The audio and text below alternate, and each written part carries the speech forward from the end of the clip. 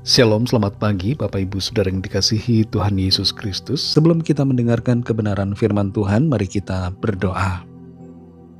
Bapa kami yang di sorga, Bapa dalam nama Tuhan Yesus Kristus, Tuhan dan Allah kami yang hidup, Tuhan yang benar, Juru Selamat kami. Kami mengucap syukur untuk berkat-Mu pagi hari ini. Kembali kami ada karena anugerah-Mu dan karena rencana-Mu yang baik bagi kami. Saat ini kami mau mendengar sabda firman-Mu, urapilah kami Roh Kudus agar kami mengerti dan taat melakukan setiap kehendak-Mu. Dalam nama Tuhan Yesus kami berdoa. Haleluya. Amin. Saudara dikasih Tuhan, ayat firman Tuhan saat ini terdapat dalam kitab Rut pasal 1 ayat 20. Tertulis demikian.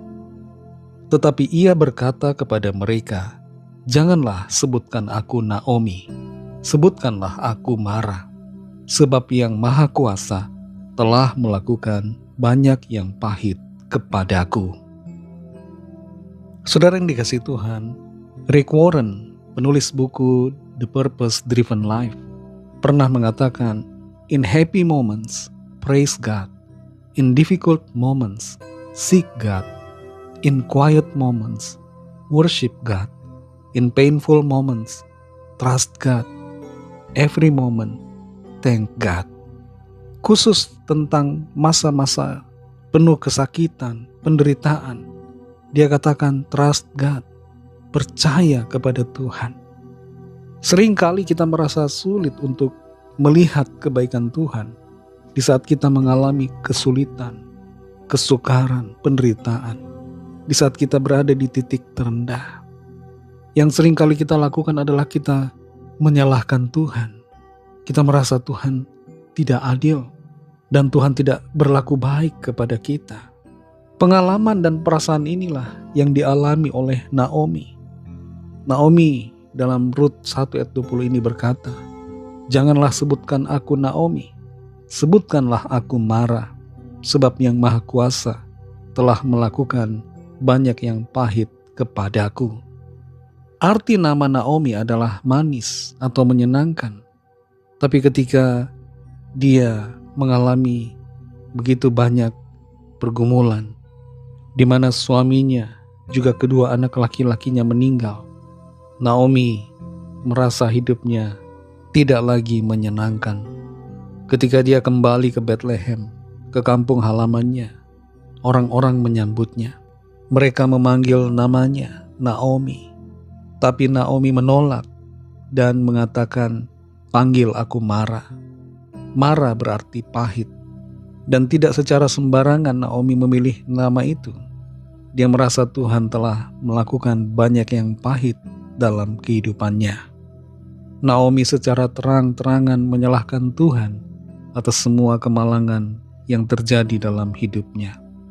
Perasaan Naomi dikuasai oleh kekecewaan dan kepahitan, dan perasaannya itu sebenarnya tidak didasarkan pada realitas dari rencana Tuhan yang baik. Kelihatannya yang terjadi tidak baik, tapi di balik semuanya itu ada kebaikan yang tersembunyi. Naomi merasa Tuhan telah mengosongkan hidupnya dan menjadi lawannya, tapi dia tidak menyadari satu hal, bahwa Tuhan sedang berjalan bersamanya. Tuhan menempatkan Rut, menantu yang luar biasa setia, untuk menemaninya dalam perjalanan hidupnya yang tersisa. Terlalu sering kita fokus pada apa yang hilang dan menyalahkan Tuhan, serta kita menjadi buta terhadap berkat-berkat yang Tuhan masih berikan kepada kita dan penyertaannya yang masih Tuhan senantiasa sediakan dalam kehidupan kita. Naomi melihat kehidupannya dari sudut pandang hari ini. Dia melihat proses waktu yang pendek. Dia tidak melihat jangka panjang. Dia mengira hidupnya sudah selesai, padahal Tuhan masih bekerja di dalam kehidupannya. Ada satu hal yang luar biasa di sini, bahwa sekalipun Naomi menyalahkan Tuhan, merasa kecewa, tapi Tuhan tidak menghukum Naomi karena kekecewaannya. Tuhan masih memberinya kesempatan dan kasih karunia untuk dia dapat memahami apa yang sedang Tuhan kerjakan dalam kehidupannya. Saudara yang dikasihi Tuhan, adakah di hari-hari ini kita merasa hidup kita lebih mirip dengan Mara daripada Naomi? Kita merasa hidup kita pahit, bukan kehidupan yang manis. Apakah kita merasa kecewa kepada Tuhan dan menyalahkan Tuhan atas segala situasi, kesulitan, penderitaan yang sedang terjadi? Kalau Tuhan mengizinkan ada hal-hal yang kelihatannya tidak baik dalam kehidupan kita, mari tetap percaya kepada Tuhan dan jangan salahkan Tuhan. Rencananya indah bagi kita, karyanya belum selesai buat saudara dan saya.